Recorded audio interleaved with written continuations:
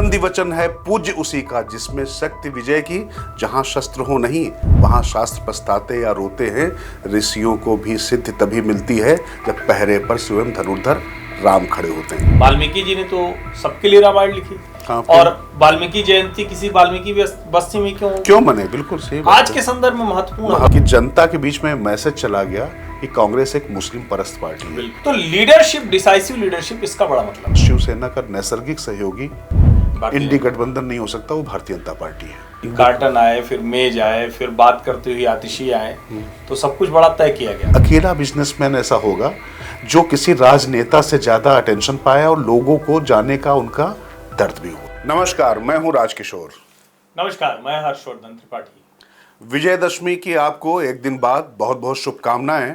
और शक्ति का पर्व, शक्ति की पूजा के बाद विजयदशमी के दिन जिस तरीके से राष्ट्रीय स्वयंसेवक संघ अपना, जो उसके सरसंघचालक हैं, उद्बोधन देते हैं, उस उद्बोधन में बहुत कुछ खास हुआ है। हर्षवर्धन, मुझे लगता है कि राजकिशोर बिना किसी, क्या कहते हैं उसको, कि हिचक, संकोच, वो कतई नहीं दिखा।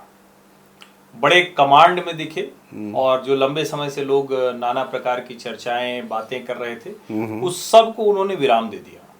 बड़ी स्पष्टता के साथ 4-5 जो पॉइंट हैं। सबसे पहला तो ये कि हिंदू जहां हैं वो एक रहें, और बांग्लादेश का जिक्र करते हुए उन्होंने कहा कि जब वो एक होकर, एकजुट होकर उन्होंने प्रतिकार किया तो उनके ऊपर अत्याचार थोड़ा कम हो गया। मतलब मुझे रामधारी सिंह दिनकर याद आ रहे हैं कि 3 दिवस पंथ मांगते रहे रघुपत सिंधु किनारे, पढ़ते रहे सुच्छंद वहां अनुनय के प्यारे प्यारे। उत्तर में जब एक नाद भी नहीं उठा सागर से, जगी अधीर धधक पौरुष की राम के शर से।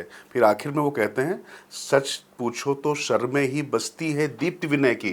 संधि वचन है पूज्य उसी का जिसमें शक्ति विजय की, जहां शस्त्र हो नहीं वहां शास्त्र पछताते या रोते हैं। ऋषियों को भी सिद्धि तभी मिलती है जब पहरे पर स्वयं धनुर्धर राम खड़े होते हैं। मतलब स्पष्ट है। बिल्कुल, और उन्होंने बड़ा साफ कहा कि शक्ति तो हमें चाहिए, दुर्बल को तो दैव भी उस तरह से नहीं, उन्होंने वो भी जिक्र किया। बिल्कुल। और हिंदू समाज के शक्तिशाली होने की बात वो कहते हुए ये भी कहते हैं कि दुनिया में शायद हम अकेले हैं जो दूसरे को कोई, मतलब किसी को दबा देना है, किसी को शोषित कर देना है। और उसके साथ उन्होंने कई और बातें कही जिसको आज के संदर्भ में हम कहें, चाहे वो हिंदू एकता की बात हो, कुआं, श्मशान मंदिर, आज फिर उन्होंने दोहराया। बिल्कुल। उन्होंने जो जीवन व्यवहार की बातें हैं, मतलब बड़ी छोटी छोटी बात, आप सोचिए, करें कि रेड लाइट पार मत कीजिए, टैक्स आप समय से भरिए। और जिस तरह से उन्होंने, जो हमारे देश के महापुरुष हैं, उन्होंने कहा कि अपने अपने बांट लेते हैं। वाल्मीकि जी ने तो सबके लिए रामायण लिखी, और वाल्मीकि जयंती किसी वाल्मीकि बस्ती में क्यों मने? बिल्कुल सही। आज के संदर्भ में महत्वपूर्ण है। वाल्मीकि बस्ती में ही वाल्मीकि जयंती क्यों मिलेगी? क्योंकि बार बार ये कहा जाता है ना, कई तरह की अनुसूचित जाति जनजाति, उनके आरक्षण, वर्गीकरण, उस सब को लेकर बात होती है। बिल्कुल। तो ऐसी स्थिति में जो सबसे महत्वपूर्ण बात कही, इसके राजनीतिक निहितार्थ भी हर्षवर्धन बहुत ज़्यादा हैं।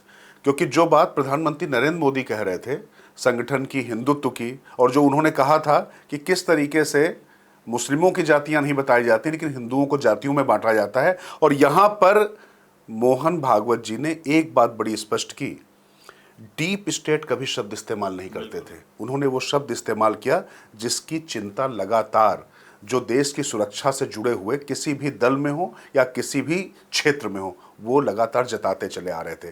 तो कैसे भारत आगे बढ़ रहा है, भारत समृद्ध हो रहा है, भारत और भारतीयों की इज्जत पूरी देश में, पूरी दुनिया में बढ़ रही है, उनकी साख बढ़ रही है, इससे कैसे कुछ लोग परेशान हैं। और इसके साथ में सबसे महत्वपूर्ण बात हर्षवर्धन, जो उन्होंने संविधान की बात की, कि संविधान के दायरे में, और बाबा साहब अम्बेडकर की भी चर्चा की कि कैसे संविधान का पाठ सबको पढ़ाना पड़ेगा, उसके जो नीति निर्देशक तत्व हैं वो भी सबको बताने पड़ेंगे। और उस पर उन्होंने ये भी कहा कि कैसे हर व्यक्ति, धर्म और रिलीजन को लेकर भी उन्होंने जो उनकी संघ की व्याख्या, मुझे लगता है ये आप ज़्यादा बेहतर तरीके से बता पाएंगे। नहीं, वो चूंकि कई बार ये बात होती है ना, वो बात उन्होंने बड़ी स्पष्टता से कहा कि जो रिलीजन कह के सब कुछ होता है ना, क्योंकि रिलीजन और स्टेट के रिश्ते वेस्ट के अलग हैं।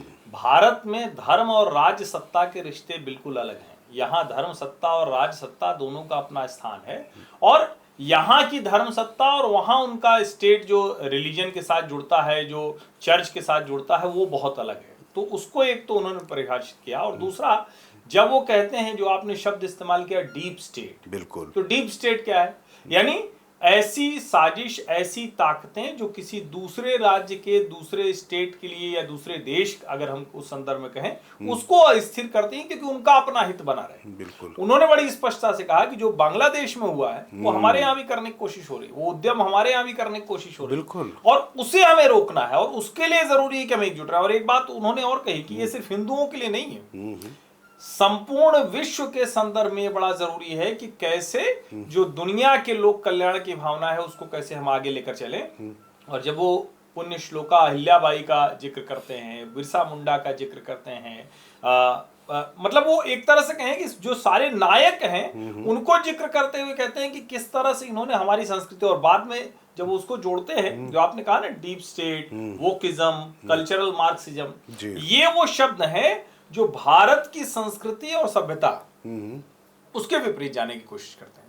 तो उन्होंने ये नहीं कहा कि वो हिंदू या भारत, उन्होंने कहा कोई भी जो स्थापित परंपराएं हैं उसके विरुद्ध जाने का काम ये लोग करते हैं। ये सभी परंपराओं को तोड़ना चाहते हैं, ये डीप स्टेट है। मतलब मुझे लगता है कि सबसे आसान व्याख्या उन्होंने कर दी कि कोई हिंदू या वो नहीं, किसी भी स्थापित परंपरा को, किसी भी सभ्यता को, संस्कृति को, उसको नष्ट करना वो डीप स्टेट है। और उसमें जोड़ते हुए उन्होंने कहा ओटीटी, सोशल मीडिया प्लेटफॉर्म, कैसे बच्चे मोबाइल देख रहे हैं, कैसे उस पर हम अंकुश लगाएंगे। और साथ में उन्होंने एक बात और कही कि नियंत्रण हम परिवार में करें, जिसमें उन्होंने 3 वर्ष से 12 वर्ष की उम्र का जिक्र किया बच्चे के, लेकिन साथ में कहा कि कुछ हमें कानूनी दायरा भी तय करना पड़ेगा। ओटीटी को लेकर कानून तो लंबे समय से मांगा जा रहा है, और होना ही चाहिए, जिस तरह का भौंडा और भद्दा कंटेंट होता है। नहीं, उस पर उन्होंने बहुत स्पष्ट कहा कि कई चीज़ें तो उसमें ऐसी हैं कि जिसकी चर्चा मैं यहाँ कर भी नहीं सकता हूँ, और वो चीज़ें हमारे बच्चों को परोसी जा रही हैं। तो वो किस तरीके से दिमाग में जहर बो रही हैं और समाज में विभेद पैदा कर रही हैं।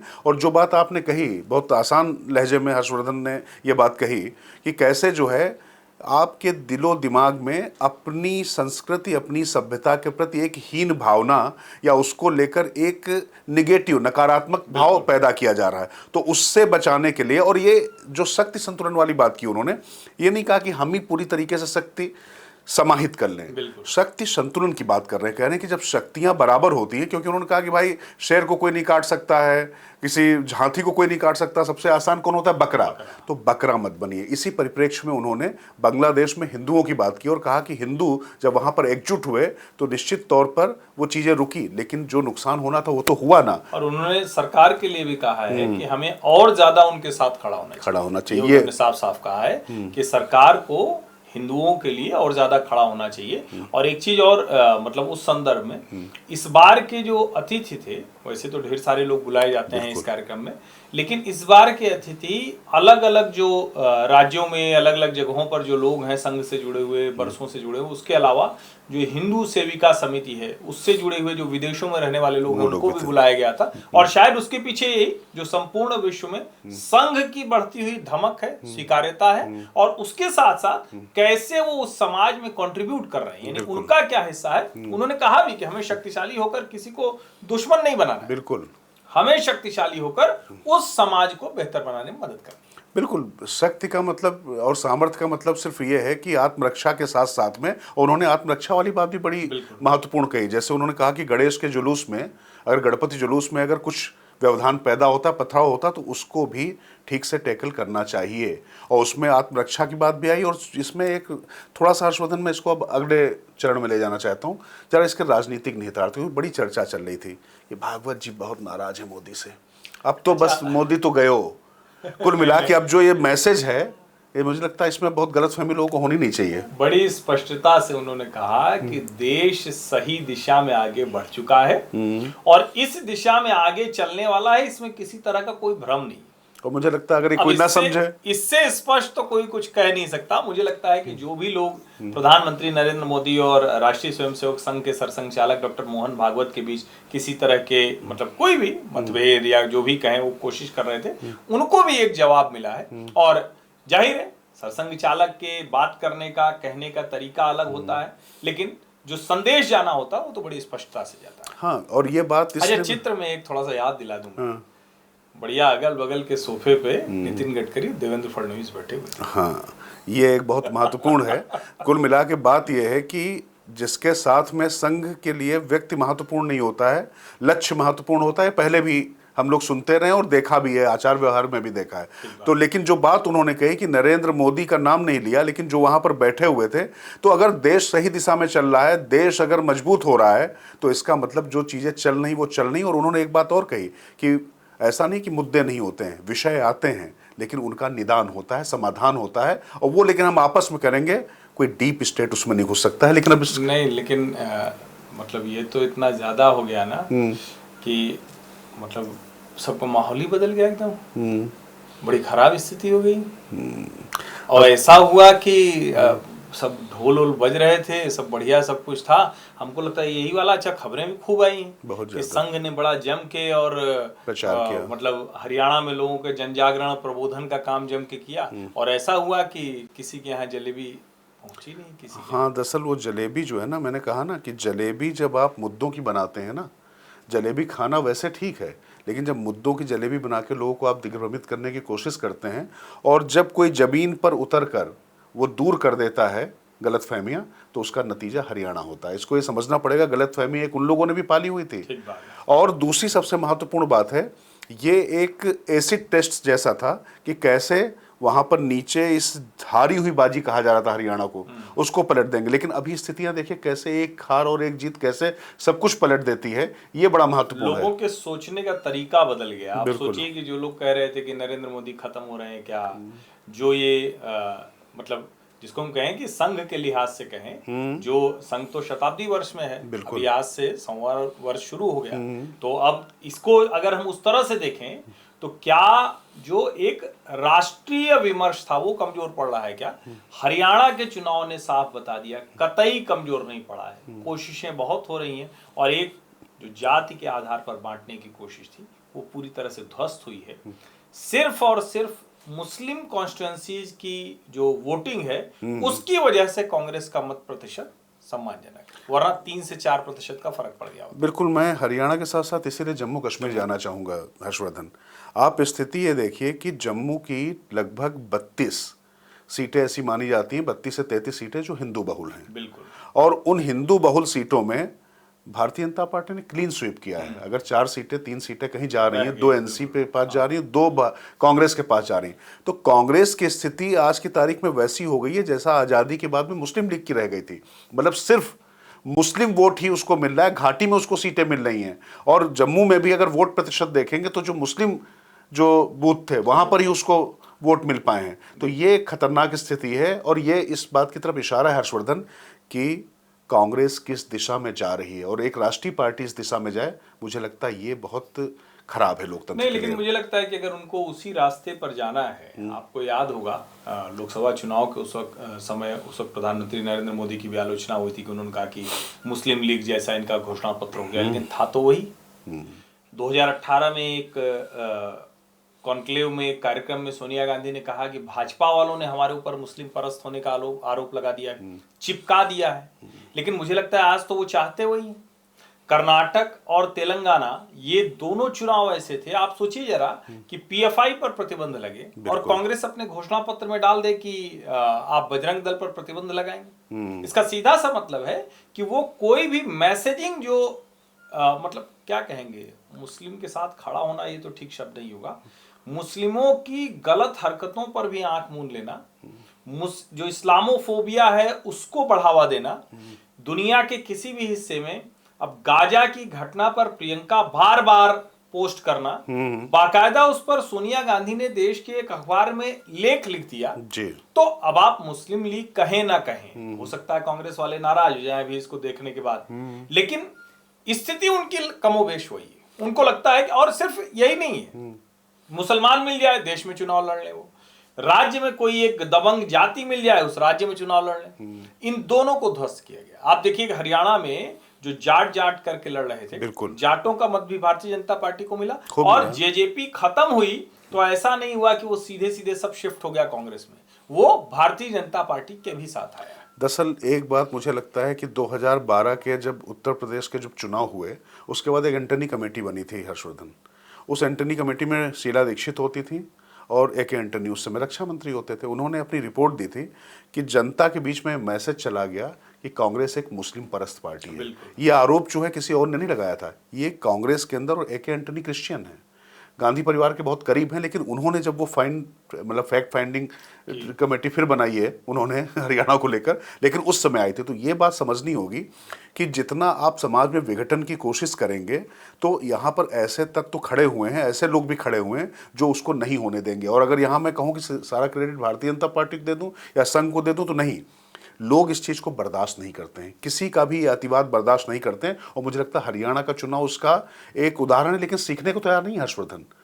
कर्नाटक में जो हुआ है, जो सिद्धरमैया सरकार ने जो केस वापस लेने की जो घोषणा की है, वो तो बहुत ही खतरनाक है। नहीं, मुझे लगता है यहीं पर जाकर जो आपने अभी कहा ना, मुस्लिम लीग हो गई है। आप सोचिए, हुबली में दंगे होते हैं, पुलिस थाने पर हमला भीड़ करती है, पुलिस वालों पर हमला करती है, सरकारी कर्मचारियों को मतलब उनका काम करने से रोकना है तो एक धारा होती है, लेकिन किस दहशत में अगर है कि अगर पुलिस के ऊपर हमला हो जाए, और उसमें यूएपीए का मामला है, एनआईए उसकी जांच कर रही है, उसके बावजूद सिद्धारमैया सरकार ने, कोई अंजुमने कुछ करके कुछ संस्था है, उसने कहा और इन्होंने कहा कि ठीक है, जितना हमारे वश में है वो केस हम वापस ले लेते हैं। तो सिद्धारमैया तो वही कर रहे हैं ना जो सोनिया गांधी लिख रही हैं, प्रियंका गांधी जो ट्वीट कर रही हैं, राहुल गांधी जो राजनीति कर रहे हैं।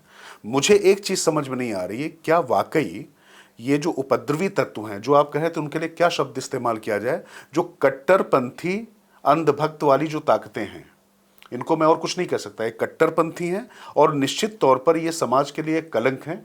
उनको अगर आपको लगता है कि बचा के बिन लादेन के आगे जी लगाकर अगर आपको लगता है कि मुस्लिमों का वोट ले सकते हैं, तो मुझे लगता है कि ये उनकी भी गलतफहमी है। आने वाले समय में इसको भी दूर किया जाना चाहिए, और ये जो चीज़ें उसी तरफ बढ़ रही हैं, और मुझे लगता है कांग्रेस दिन पर दिन एक्सपोज हो रही है, वो तो है, लेकिन ये जो प्रवृत्ति है, एक समाज को ये बता दो कि हम कुछ भी करेंगे, हमें बचाने के लिए यहाँ कोई बैठा हुआ है, नहीं। जो मजलूम थे बांग्लादेश में, जो लोग मारे जा रहे थे, जो अल्पसंख्यक थे, उनके साथ आप खड़े होते नहीं दिखाई पड़ते, जिनको वाकई जरूरत थी। नहीं, और देखिए यही है कि हिमाचल प्रदेश जैसे राज्य में अब वो संजौली की मस्जिद का हुआ, आप सोचिए कि पहले मुस्लिम पक्ष का ने कहा था हम उसको तोड़ देंगे। हाँ। अब सब कुछ जब हो गया तो कह रहे नहीं, ऊपर की अदालत में हम जाएंगे, कोर्ट कमिश्नर के सामने। पहले कहा था कि हम तोड़ देंगे। लेकिन अब कांग्रेस सरकार क्यों नहीं उस पर उस तरह से हरकत कर रही है? और विक्रमादित्य अगर कोई बात कहते हैं तो वो सिर्फ इसलिए कि वो यूपी में योगी ने भी किया था, इसलिए तुम कर रहे हो, डांट खा रहे हो। तो मुझे लगता है कि ये भी एक बहुत बड़ी चीज है कि कांग्रेस के भीतर गलती से भी हिंदू सेंटिमेंट के साथ खड़ा न दिखें, इसकी कोशिश बहुत दिखती है। और मुझे लगता है कि ये चीज़ लगातार कांग्रेस को रसातल में लेके जा रही है, लेकिन कांग्रेस या भारतीय जनता पार्टी रसातल में जाए, मेरे लिए ये महत्वपूर्ण नहीं है। महत्वपूर्ण यह है कि ये राष्ट्रीय दल जब इस तरीके की गलतियां करते हैं तो उससे देश और समाज का नुकसान होता है। और जो मुस्लिम परिस्थिति की जो बात कर रहे हैं ना, अब मालदीव को भी ले आते हैं हर्षवर्धन यहाँ पे। अब मोदी के खिलाफ आप बहुत कुछ कहते रहे, सब कुछ कहते रहे, लेकिन जब मालदीव वाले जब यहाँ पर आ रहे हैं तो क्या कहेंगे आप उसको? देखिए, मालदीव का बड़ा क्लासिक एग्जाम्पल है। इंडिया आउट करके उन्होंने कैंपेन चलाई, मोहम्मद मुइज्जू ने। लगा ऐसे कि भारत का वहां कोई दखल नहीं रह जाएगा, रिश्ते नहीं रह जाएंगे, चीन का एक तरह से वो सब्सिडियरी कंट्री हो जाएगी। लेकिन कुछ ही समय में मुइज्जू को समझ में आ गया कि मालदीव की जो जनता है, भले मुस्लिम देश हो, भले कुछ भी हो, भारत ने जिस तरह से अपने संबंधों को निभाया, और इस बार के बजट में भी बाकायदा प्रोविजन किया गया कि हम मालदीव को भी मदद करेंगे। ये छोटी बात नहीं थी। विदेश मंत्री डॉक्टर एस जयशंकर जिस तरह से जाके वहां चीजों को ठीक करते हैं, और अभी जो पूरी वहां की जो सबसे क्रिटिकल चीजें क्या है, हेल्थ है, और वहां साफ पानी पीने का मिले। बिल्कुल, देखने में बड़ा सुंदर देश लगता है, लेकिन समुद्र के पानी से कोई पानी पीने को मिलता ही नहीं। वो दोनों काम भारत सरकार करेगी, फिर से मुइज्जू ने हमें दे दिया। तो वही सोचिए ना कि आप एक तरफ घर के अंदर क्या इमेज बनाते हैं, लेकिन विश्व बंधु की जो भारत की इमेज है, ये यूक्रेन तक प्रधानमंत्री नरेंद्र मोदी से अपेक्षा रखता। और तो और जाने दीजिए, ईरान इजराइल पर बमबारी कर देता, मिसाइल छोड़ता है, उसके बाद उसके विदेश मंत्री कहते हैं कि मोदी जी को कुछ करना चाहिए। तो आप सोचिए, ये बात मोदी जी की नहीं है, ये भारत की ताकत की है, भारत के प्रधानमंत्री की है। नहीं, लेकिन भारत की ताकत तो है, लेकिन अगर वही प्रधानमंत्री मनमोहन सिंह होते तो आप कह रहे हैं मोदी जी की नहीं, तो इसको भी तो जरा चर्चा नहीं, बिल्कुल भाई, तो उस कुर्सी पर बैठा हुआ व्यक्ति निश्चित तौर पर, उसी कुर्सी पर एक समय में इंदिरा गांधी थी तो उन्होंने ये कर दिखाया। आज नरेंद्र मोदी हैं तो वो यूनुस को सीधे मोहम्मद यूनुस को सीधे क्वेश्चन करते हैं, तभी हमारी संसद सीधे रेजोल्यूशन लेती है, तभी हमारे देश की सरकार कहती है कि हम तो शेख हसीना को रखेंगे, आपको जो करना है कर लीजिए।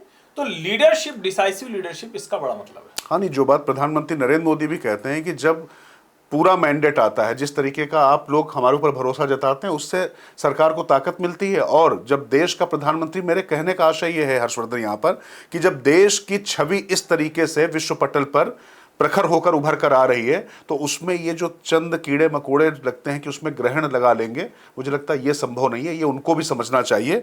और इसी के साथ अब थोड़ा सा आगे बढ़ लेते हैं। लेकिन ये बताइए, जो डिसाइसिव लीडरशिप हम लोग बात कर रहे हैं, एक चुनाव तो बड़ा बढ़िया हो गया, लेकिन अब तो बड़ा वाला आ रहा है, महाराष्ट्र।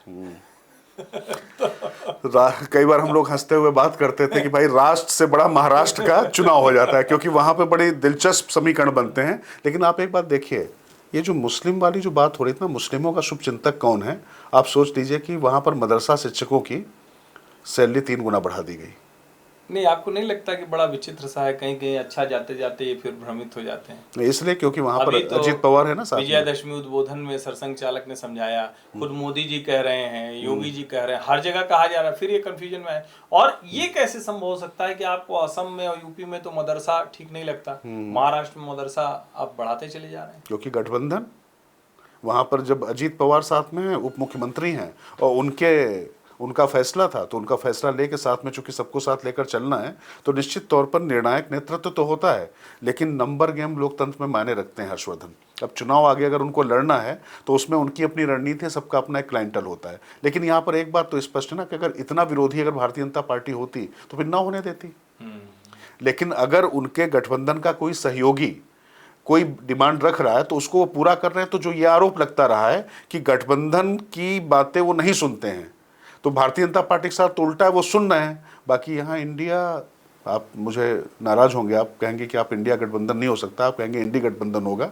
ठीक है, तो मैं इंडी गठबंधन कह देता हूँ। तो इंडी गठबंधन में काफ़ी इसको लेकर नाराजगी है, उमर से लेकर जो है अखिलेश तक और अरविंद केजरीवाल की पार्टी, सभी लोग, और संजय राउत तक, सभी लोग बहुत कुछ कहने लग गए। नहीं, वो तो कह रहे हैं कि हम करते तो ये मुस्लिम अपीजमेंट हो जाता, भाजपा कर रही तो नहीं है। बिल्कुल, तो ये बात तो खैर उठेगी, ये मुद्दा तो नहीं, उठेगा। और मुझे लगता है कि ये तो सोचना ही चाहिए, क्योंकि मदरसे को अगर आप मॉडर्नाइज कर रहे हैं, एडवांस कर रहे हैं, तब तो समझ में आता है। लेकिन अगर वही काम है और उसके लिए आप उस पर अलग से बजट दे रहे हैं, तो ये तो ठीक नहीं है। बिल्कुल, मुझे लगता है कि अगर सवाल उनके ऊपर ये उठेगा तो भाजपा के ऊपर बिल्कुल उठेगा। हाँ, इसके साथ लेकिन मेरा तो सवाल दूसरा है, और मैं ये आपसे जानना चाह रहा हूँ कि इस पे आपकी क्या राय है? चलेंगे अजीत पवार चुनाव तक? देखिए, ये निर्भर करेगा कि उद्धव किस करवट बैठते हैं। और मैं आपको बताऊं कि ये लगातार शिंदे और उद्धव को पास लाने की कोशिशें हो रही हैं। एक बात तो मानना पड़ेगा, शिवसेना का नैसर्गिक सहयोगी इंडी गठबंधन नहीं हो सकता, वो भारतीय जनता पार्टी है। बाला साहेब ठाकरे को लेकर जो अभी बड़ी दूर तक चले गए हैं उद्धव ठाकरे। कितनी भी दूर चले जाएं, लेकिन जब घर लौट के कोई वापस आता है तो घर आ ही जाता है हर्षवर्धन। ऐसे तमाम उदाहरण रहे हैं। कल्याण सिंह भी चले गए थे ना, कल्याण सिंह फाइनली आए ना, और उनको इज्जत कहाँ पर मिली, सम्मान कहाँ पे मिला?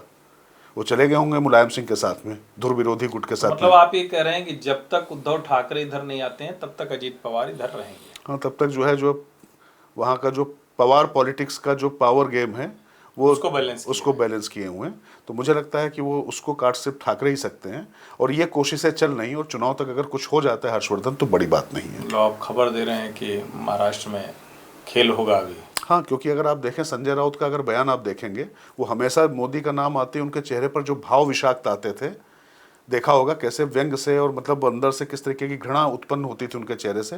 उन्होंने कहा कि नहीं, वहाँ पर भारतीय जनता पार्टी ने बहुत शानदार चुनाव लड़ा, हरियाणा की जब वो बात कर रहे हैं, तो इस चीज़ को समझने वाली बात। हमको दूसरा मुख्यमंत्री आवास से नहीं, आप सोचिए ना कि वो किस तरीके से ड्रामा चल रहा है। PWD को चाबी देकर जानी है, आप सीधे एक मुख्यमंत्री दूसरे मुख्यमंत्री को चाबी दे रहा है। नियम कानूनों का इनके लिए कोई मतलब ही नहीं है। अरे भाई, यहाँ पर मुख्यमंत्री या उप मुख्यमंत्री के लिए ऐसा कोई बंगला अलॉट नहीं है। जैसे 7 लोक कल्याण मार्ग प्रधानमंत्री के लिए स्थापित है, वैसे यहाँ पर कोई व्यवस्था नहीं थी। उसके बाद आप PWD को भी नहीं दे रहे हैं, उसके बाद जाके वहाँ ड्रामा कर रहे हैं, वो काट नहीं। और आप तो छोला उठा के चलने वाले लोग हैं, बैग उठा के चलने वाले, इतना सारा सामान क्या था? बहुत सामान था, बढ़िया कमाया, मतलब बढ़िया अच्छा सामान था। हाँ, नहीं तो सामान भाई, शीश महल में जाना है तो सामान अच्छा नहीं होगा। आपके घर में जाना था क्या? वो तो शीश महल वाला कहाँ, हमारे आपके घर में ना थोड़ी जाना है। नहीं, हम लोग घर में तो खैर आएगा ही नहीं उतना। लेकिन वो तो आतिशी का सामान था ना, वो तो। हाँ, तो आतिशी जहाँ बैठ के वो काम कर रही थी।